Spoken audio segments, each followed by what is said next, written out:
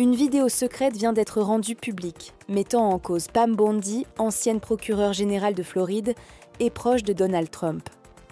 Dans cet enregistrement, Bondi affirme que des milliers de vidéos compromettantes liées à Jeffrey Epstein sont à l'origine du retard dans la publication des dossiers. Elle parle notamment de contenus impliquant des enfants, ce qu'elle n'avait jamais révélé publiquement auparavant.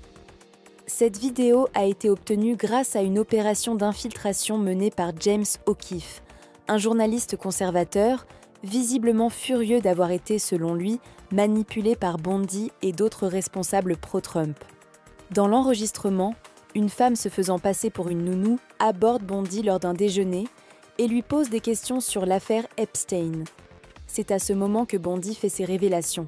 Face à la diffusion imminente de cette vidéo par O'Keefe, Bondi organise une conférence de presse pour tenter de désamorcer la polémique, expliquant que le FBI traite une quantité énorme de preuves vidéo et que la publication est donc compliquée. Cette affaire a provoqué une onde de choc dans les médias conservateurs pro-Trump, MAGA. Des figures comme Alex Jones accusent désormais ouvertement Bondi de vouloir cacher les dossiers Epstein, possiblement pour protéger Donald Trump. Beaucoup rappellent sans qu'il y a seulement quelques mois, Bondi affirmait que ces documents allaient être rendus publics rapidement, sur ordre de Trump. Les critiques s'accentuent car plusieurs documents fournis aux influenceurs conservateurs n'étaient en réalité que des informations déjà disponibles depuis des années.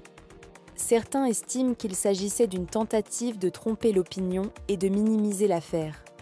Le nom de Donald Trump est fréquemment mentionné dans les documents liés à Epstein, notamment dans ses carnets de contacts ou les journaux de bord de ses vols. Des témoignages d'anciennes victimes évoquent aussi sa proximité avec Epstein dans les années 90, notamment à Mar-a-Lago. Trump lui-même a déclaré qu'Epstein aimait les femmes jeunes et lui a souhaité « bonne chance » lors de son procès, ce qui suscite l'indignation. Enfin, selon le journaliste Michael Wolff, Epstein aurait confié lors d'entretiens enregistrés avoir entretenu une relation étroite avec Trump pendant plus de 15 ans, le considérant comme un ami très proche.